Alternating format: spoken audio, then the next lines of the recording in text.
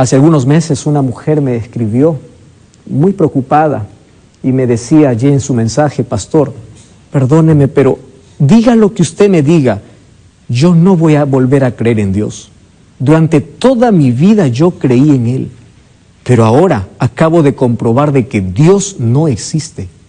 Durante 4 años yo vine orando por mi único hijo.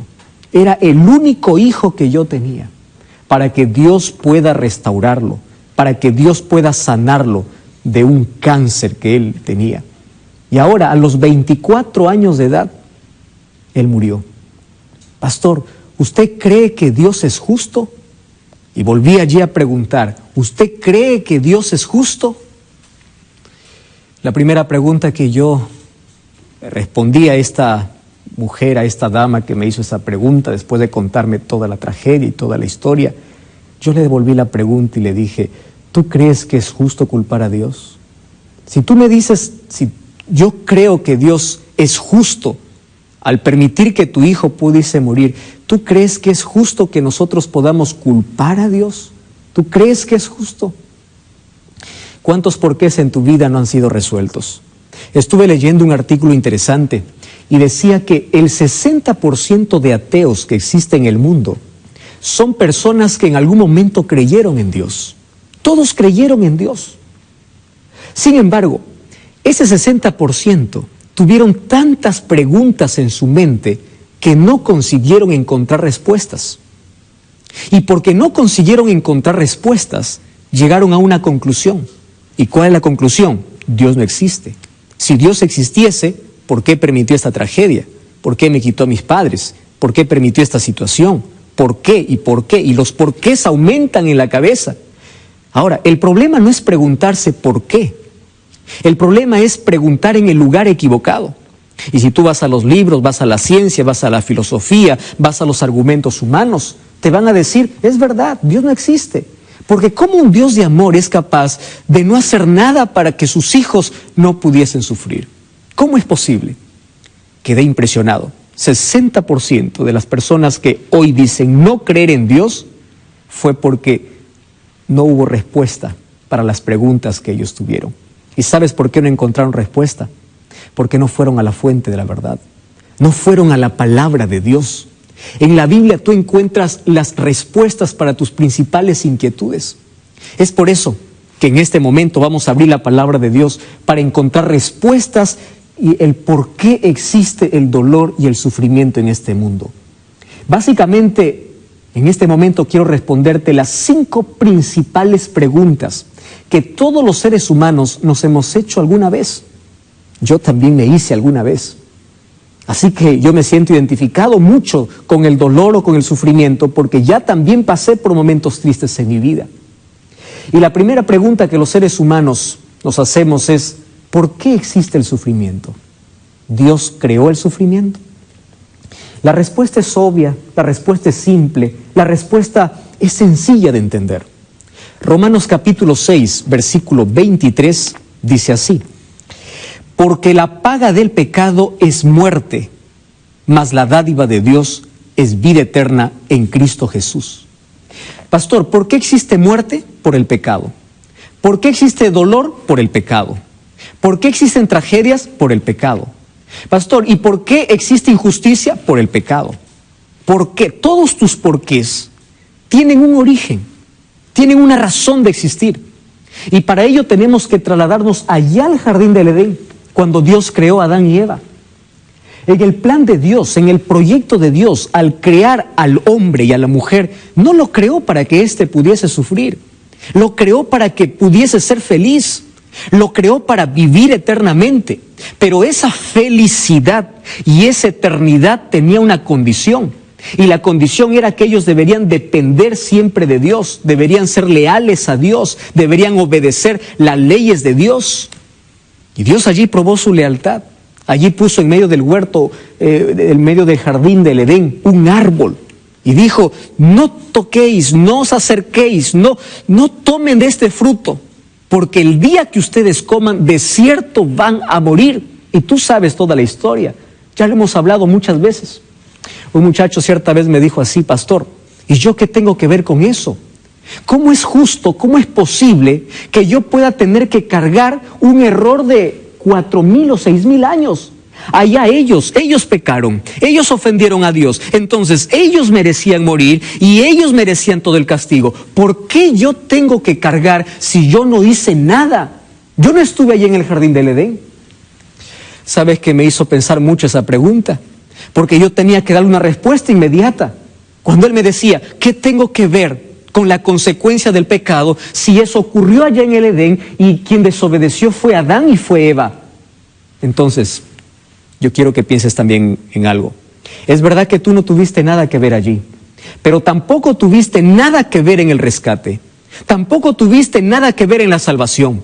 Por eso la palabra de Dios dice, por uno entró la muerte, pero también por uno entró la vida. Por Adán todos morimos, pero por Jesucristo todos podemos vivir. Eso significa, así como tú no tuviste nada que ver en la entrada del pecado, tampoco tuviste que hacer nada para que hoy puedas tener acceso a la salvación. Dios te entregó, Dios te dio. Entonces estamos en la misma situación también hoy que Adán y Eva. Es cuestión de nuestra elección para vivir o para morir eternamente. Entonces, la respuesta es simple. ¿Por qué hay sufrimiento? Por la entrada del pecado. Lejos de Dios es un caos. El momento que el ser humano se separa de Dios, empieza a morir. ¿Qué cosa es pecado? Pecado es darle espalda a Dios. Pecado es ofender a Dios. Pecado es desobedecer la voz de Dios. Pecado es ofender o romper la ley de Dios. Es decir, romper una relación con Dios. Y cuando uno da un paso al costado de Jesús, cuando uno huye de Dios, entra en el terreno de la muerte, del dolor y del sufrimiento. Y aquí viene una segunda pregunta que los seres humanos nos hacemos. Pastor, ahora entiendo el origen del sufrimiento, pero ¿por qué todos tenemos que sufrir? ¿Por qué? Sabes, los seres humanos sufrimos por 3 razones. Primera razón, la mayor parte de nuestro sufrimiento son solamente consecuencia de nuestros actos. La gran parte de las enfermedades que existen en el mundo y que el ser humano tiene que cargar esa enfermedad en su cuerpo son por desobediencia a las leyes de la salud. Leyes que Dios estableció en su palabra. Leyes de alimentación, leyes de hábito, leyes de estilo de vida, etc. Tú sabes que hay cosas que te hacen daño, pero tú sigues consumiendo. Sabes que el alcohol trae cáncer, sabes que el cigarrillo te quita la vida, pero aún sigues consumiendo. Y en tu afán de ser libre en esta vida, no tienes control. Das rienda suelta a tus deseos, a tus impulsos, dices soy libre, yo no tengo a Dios, tengo mi vida, yo puedo hacer lo que quiero. Claro, y eso de hacer lo que quiero, ¿qué involucra? Involucrarse en el placer, dar rienda suelta a los sentidos, satisfacer nuestros propios deseos. Y dime, ¿dónde terminamos? ¿Acaso no terminamos cosechando aquellas cosas que nosotros sembramos en la vida? Y finalmente, ¿quién es el culpable? Culpamos a Dios. Tú eres el culpable del cáncer. Nunca decimos, yo soy el culpable por tener una mala alimentación. Dios es el culpable de las tragedias. Nunca decimos, yo porque destruyo el medio ambiente. Siempre tratamos de buscar un culpable. La mayor parte de nuestro sufrimiento son el resultado de nuestras malas decisiones. Y aquí quiero hablar para ti. Mientras más lejos estés de Dios, peores decisiones vas a tomar en la vida. Y vas a cosechar siempre lágrimas y fracasos. Mientras más lejos estés de Dios, entonces tú no vas a tomar decisiones sabias. Y allí tú te vas a hundir en el sufrimiento. Por eso es una pérdida de tiempo, pérdida de vida, pérdida de horas, vivir lejos de Dios. Dios quiere liberarte del pecado. Dios quiere salvarte del pecado, porque sabe que las consecuencias del pecado traen sufrimiento. ¿Por qué muchas personas están en la cárcel? ¿Por qué muchas personas están con cáncer? ¿Por qué muchas personas están sufriendo? Solamente cosechan el resultado de aquellas cosas que siembran o que sembramos en la vida. La primera cosa por la cual nosotros sufrimos es porque son el resultado de nuestras decisiones y de nuestras elecciones. La segunda razón por la cual nosotros sufrimos, o porque el sufrimiento toca la vida del ser humano, es porque aquí en la tierra hay un enemigo de Dios que se deleita en hacernos sufrir. ¿Y sabes cuál es el propósito del diablo?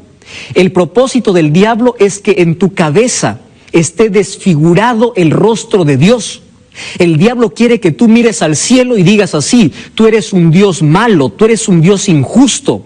¿Por qué los niños mueren? ¿Por qué hay tempestades? ¿Por qué hay inundaciones? ¿Por qué la gente la gente buena muere y por qué la gente mala sigue viva?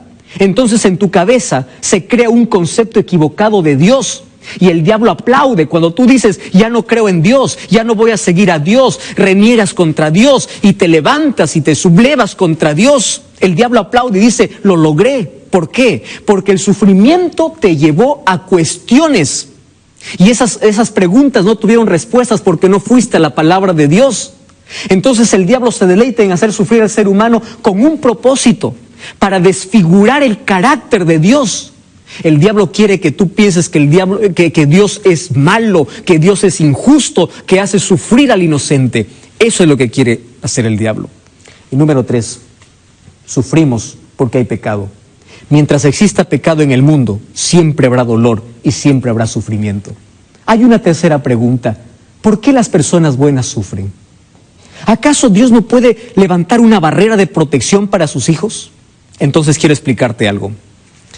Tenemos que nosotros analizar esta noche qué cosas Dios prometió y qué cosas Dios no prometió. Porque muchas veces nosotros vamos a Dios a reclamarle cosas que Él nunca nos dijo. Para ver qué cosa Dios no prometió, mira lo que dice el libro de Salmos, capítulo 34, versículo 19. Cuando a mí me hacen la pregunta: ¿por qué la gente buena sufre? Yo gusto leer de este texto. Dice así: muchas son las aflicciones del justo. ¿Te das cuenta de lo que está diciendo la Biblia? Quiere decir que el hombre justo, la persona íntegra, la persona fiel a Dios, no está excluida del sufrimiento.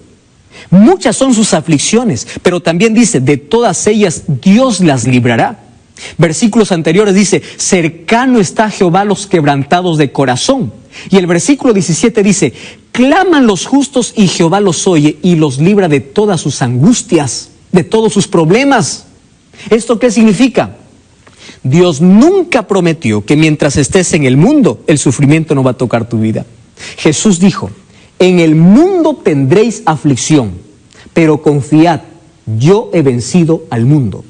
Cuando tú escuches a alguna iglesia, algún predicador que viene y te dice: desde el momento que aceptas a Jesús, tú no vas a tener problemas, aquí paras de sufrir, de hoy en adelante vas a vivir solo en prosperidad, recuérdale que Jesús nunca nos prometió aquí en la tierra vivir sin problemas.